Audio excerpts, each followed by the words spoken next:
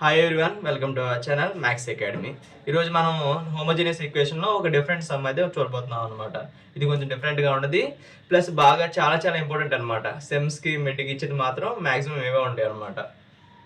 So ఏం ఇచ్చారు question చూడండి. Determine wear the following equation will have non trivial solutions. So మనకి following ఈక్వేషన్కి non trivial solutions ఉంటాయా లేదా అని కనుక్కోమన్నారంట. అదే కదండి క్వశ్చన్. సో ఇప్పుడు చూడండి.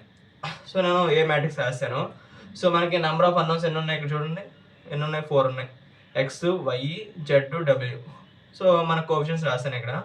So x coefficient 4, y coefficient 2, z coefficient 1, డబ్ల్యూ కోఎఫిషియంట్ 3 ఇలా రాశాను. X equals to x, y, z. So constant matrix ఏం లేదు కాబట్టి 0 పెట్టేస్తాను ఇలాగా. ఓకే, ఇక్కడైతే అర్థమైంది కదా. సో మనం ఇప్పుడు ఏ బై బి రాద్దాం. Augmented A by B. So దీనికి ఎట్లా ఫామ్ చేయాలన్నమాట. Augmented A by B. So same మ్యాట్రిక్సే, ఇదేం మారదు. సో 4, 2, 1, 3, 6, 3, 4, 7, 2, 1, 0, 1. సో దీనికి సేమ్ టు సేమ్ మీరు ఎక్లాన్ ఫామ్ అయితే చేసిండి అనమాట. ఇంటికి మనకి ఫస్ట్ ప్రిన్సిపల్ డయాగ్నల్ ఎలిమెంట్ ఏంటని మనకి 4 ఉంది కాబట్టి సో 6ని 2ని 0 చేసుకోవాలి. సో రాద్దాం. R2 tends to 2 into R2.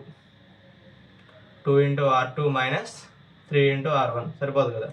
2 6 12, 3 4 12, 12 minus 12 0.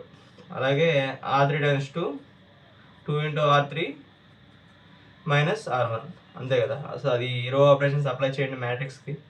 So augmented A by B. So sums అనేది ఈజీగానే ఉంటాయండి, పెద్ద కష్టమేం కాదు. సో మనం కొంచెం ప్రాక్టీస్ చేయాలన్నమాట ఈ సమ్స్ చేసేటప్పుడు. సో నేను చెప్పి ఈరోజు మనం 2 సమ్స్ డిస్కస్ చేస్తున్నాం. 2 సమ్స్ చాలా చాలా ఇంపార్టెంట్ అనమాట. ఫస్ట్ వన్ ఇది. సో మనకి ఇది 0 అయిపోతుంది, ఇది 0 అయిపోతుంది. చూసుకోండి. సో అయిపోయింది కదా. ఇక్కడ చూడండి. 2 into R3 అంటే 2 into R2 అంటే ఎంత మనకి 2 3 6 minus 6. 6 minus 6 0. సో ఇది కూడా 0 అయిపోయింది చూడండి. 2 3 6 minus 3 into 2 6. 6 minus 6 0. అలాగే 2 4 ఎంత మనకి 8. 8 minus 3 5. సో ఇక్కడ 5 రాసేసుకోండి. అలాగే 2 7 14. 14 minus 3 3 9. 14 minus 9 ఎంత మనకి 5 అనమాట. ఇక్కడ రాజస్థాన్ 5 కూడా. అలాగే చూడండి. 2 into R3 minus R1 కదా. 2 into 2, 2 into 2, 2 into 1 కదా. సారీ 2 into 1 minus 2 అంత 0. అలాగే 2 into 0 minus 1. So minus 1. Okay. 2 into 1 2. 2 minus 3 minus 1. So ఇలా వచ్చిందండి మ్యాట్రిక్స్. సో చూడండి. ప్రిన్సిపల్ డయాగ్నల్ ఎలిమెంట్స్ కింద ఉన్నాయి మొత్తం 0 అయిపోయినాయి కదా. సో ఇది కూడా 0 అయిపోయింది. సో ఇలా వస్తుంది. సో నెక్స్ట్ ఇది which is in echelon form. ఇక్కడ చూడండి ఒకసారి. ఇక్కడ ఏమేమి చూడండి. సో ఇది 2 ఈక్వలే కదండి. చూడండి ఒకసారి. సో ఇప్పుడు ఏం చేద్దామంటే R3 tends to R3 5 into R3 plus R2 చేద్దాం. ఇలా చేద్దాం, ఎందుకంటే ఈ 2 ఈక్వల్ అయిపోతాయి. చూడండి. సో 5 into R3 అంటే ఎంతండి -5 ప్లస్ 5 0. సో చూడండి. So augmented A by B equals to row operation apply చేయండి. Row operation. సో 4 2 -1 3. అలాగే 0 0 5 5. చూడండి. 0 0. So -5 plus 5 0. -5 ప్లస్ 5 0. సో ఇదేంటి ఇప్పుడు which is in echelon form. Echelon form అయితే ఉంది కదా, అది చూడండి. సో ఇక్కడ రాసేయండి. Which is in echelon form. Therefore A by B ఏమొస్తుంది చూడండి ఒకసారి రాద్దాం. ఇక్కడ A by B equals to ఏమొస్తుంది 4 2 1 3 4 2 1 3 0 0 3 కదా. 0 0 5 5. సో ఇది మొత్తం 0 అయిపోతుంది. So therefore principal diagonal elements ఉన్నాయి కదండి, దాని కింద ఉన్న ఎలిమెంట్స్ మొత్తం 0 చేస్తాం. So therefore which is in echelon form. Echelon form అయిపోయింది కదా. Which is in echelon form అనమాట. ఇప్పుడు ఏం చేద్దాం. సో ఇప్పుడు ర్యాంక్ చూద్దాం. ఆర్ ఆఫ్ ఏ ఎంత మనకి రో రిప్రజెంటేషన్. రో ఎంత 2 అనమాట. Rank of A. Rank of A by B ఎంత సో ఏ బై బి కూడా 2a.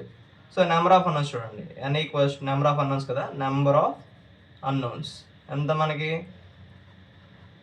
Number of unknowns equals to x y z w అంటే 4 అనమాట. సో ఇక్కడ equals to r of a equals to rank of a by b less than number of unknowns. So మనకి ఇప్పుడు ఏంటి condition ఏంటండి చూడండి. So మనకేంటి the system is consistent, ఎందుకంటే rank of A by B రెండు ఈక్వల్ అయినాయి కాబట్టి. Therefore the system is consistent రాసేస్తాం. దెర్ఫోర్ దీనికి ఏముంటాయి, ఇట్ హ్యాస్ ఇన్ఫైనైట్ సొల్యూషన్స్ ఉంటాయి. It has infinite solutions. So ఆ ఇన్ఫైనైట్ సొల్యూషన్స్ కదా. సో ఇలా ఉంది, ఇక్కడ దాకా అర్థమైంది కదా మీకు.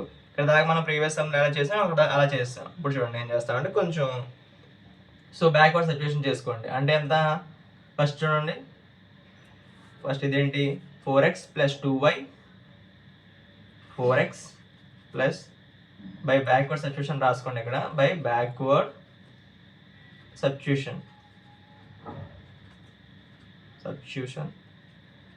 సో మనకి బ్యాక్వర్డ్ సబ్స్టిట్యూషన్ ఏమీ లేదండి, కోఎఫిషియంట్స్ ఈక్వల్స్ 0 పెట్టాలి. అంటే 4x + 2y + z + 3z, so 3w కదా, ఈక్వల్స్ 0 రాసుకుంటాం కోఎఫిషియంట్స్కి. సో ఇక్కడ ఏంటి z + 3w ఈక్వల్స్ టు 0 అనమాట. సో దీని ఒక ఈక్వేషన్ 1 అనుకోండి. సో అలాగే దీనికి కూడా చూడండి ఎంత, అది 0x 0y 5z + 5w 5z + 5w equals to 0, అంతే కదండి. సో ఈ ఈక్వేషన్ నుంచి మనం xy z w వాల్యూస్ కనుక్కోవాలన్నమాట. సో ఇది 5 గెట్ క్యాన్సిల్. సో ఇక్కడ చూడండి, from equation 2 so z equals to -w కదండి. So z equals to k1 అనుకుంటున్నా. సో ఇప్పుడు ఏం చేద్దామండి, ఇక్కడ ఏమైనా సింపుల్గా ఒక ఆపరేషన్ అప్లై చేస్తా చూడండి. z ఈక్వల్స్ టు k1 అనుకుంటున్నా. ఏంటంటే మనం put z equals to k1. So ఇప్పుడు z k1 అయితే మనకి z ఈక్వల్స్ టు k1 అయిపోయింది. z ఈక్వల్స్ టు k1, అలాగే w equals to so minus వస్తే -k1. సో ఏమొచ్చింది, z వాల్యూ వచ్చింది, w వాల్యూ వచ్చింది. అలాగే సో దీంట్లో పెట్టండి ఈక్వేషన్ 1లో. ఇప్పుడు ఏమవుతుంది, 4x + 2y + z వాల్యూ ఎంత మనకి k1. So w value -k1 అంటే -3k1 equals to 0 from equation 1 రాసుకోండి ఇక్కడ, ఫ్రమ్ ఈక్వేషన్ 1. ఓకే, ఇక్కడ దాకా అర్థమైంది కదా. 4x + 2y ఈక్వల్స్ టు అంటే ఇది -2k1 వస్తుంది, ఇటు వెళ్తే +2k1 అనమాట. సో అలాగే ఇప్పుడు ఏం చేస్తామంటే పుట్ x అనుకున్నాం. So put x equals to k2. ఇక్కడ k1 అనేది తీసుకున్నాం కాబట్టి k2 తీసుకున్నాం అంతే. ఇక్కడ చూడండి ఒకసారి, 4x + 2y కదా, సారీ ఇక్కడ 4x + 2y కాబట్టి సో మనకి 2 గెట్ క్యాన్సిల్ అనమాట. చిన్న మిస్టేక్ ఏం చూడండి, 4x + 2y కదా, 2 గెట్ క్యాన్సిల్. అప్పుడు మనకి ఎలా వస్తుంది, k1 - 2k2 కదా. సో k1 - 2k2 ఎలా వస్తుంది అనమాట. కొంచెం చూసుకోండి ఒకసారి, మిస్టేక్ అయింది ఇక్కడ. ఓకే, ఇక్కడ దాకా అర్థమైంది కదా మీకు ఎలా చేయాలి ఏంటి అనేది. సో దీన్ని ఎలా రాస్తాం అనమాట. సో మనం ఇక్కడ అప్పుడు k1 k2ని సపరేట్ కూడా చేసుకొని రాసుకోవచ్చు. ఎలా రాస్తారంటే చూపిస్తాను ఒకసారి చూడండి. సరే ఎలా అంటే x ఈక్వల్స్ టు మనకు వచ్చింది ఏంటండి, రాస్తాం చూడండి. ఫస్ట్ వన్ ఏంటి మనకి k2 కదా, x value, y value k1 - 2k2, z value k1 -k1 w value. So ఇలా వచ్చింది కదా. దీన్ని ఎలా రాసుకోవచ్చు అంటే మనం సపరేట్గా రాసుకోవచ్చు అనమాట. సో k1 రాసుకోండి, k1 ఇంటూ ఫస్ట్ దానిలో k1 అని ఉందా, లేదు కాబట్టి 0 పెట్టేసేయండి. అలాగే సెకండ్ దానిలో k1 అని ఉందా, ఉంది. సో k1 కదా. సో k1 అంటే ఇక్కడ 1 వచ్చింది అనమాట. ఇక్కడ 1 ఉంది, -1 ప్లస్ k2. ఫస్ట్ దాంట్లో k2 ఉంది కాబట్టి 1 రాసుకోండి. ఇక్కడ k2 అంతా -2 అనమాట. ఇక్కడ k2 వాల్యూ లేదు 0, ఇక్కడ లేదు కాబట్టి 0. అర్థమైంది ఎలా రాసాను, సేమ్ లేదు. ఇప్పుడు మల్టిప్లై చేస్తే యాడ్ చేస్తే ఖచ్చితంగా ఇదే వస్తుంది అనమాట. సో నేను కొంచెం సపరేట్గా రాసుకున్నాను, అంతే, ఏమీ లేదు. ఒకవేళ కామన్ తీసాను కాబట్టి k1 k2 కామన్ తీసా, ఒకవేళ దీన్ని ఇంటూ చేసి యాడ్ చేస్తే మళ్ళీ ఖచ్చితంగా ఇదే మ్యాట్రిక్స్ వచ్చింది అనమాట. సో దీన్ని కొంచెం ఎలా రిప్రజెంట్ చేశాను అంతే. సో ఈ సమయం మీకు అర్థమైందా? సో ఈ సమయం మీకు అర్థమైంది అనుకుంటున్నా. సో ఇక్కడ అర్థం కాకపోతే ఒకసారి పాస్ చేసి చూడండి.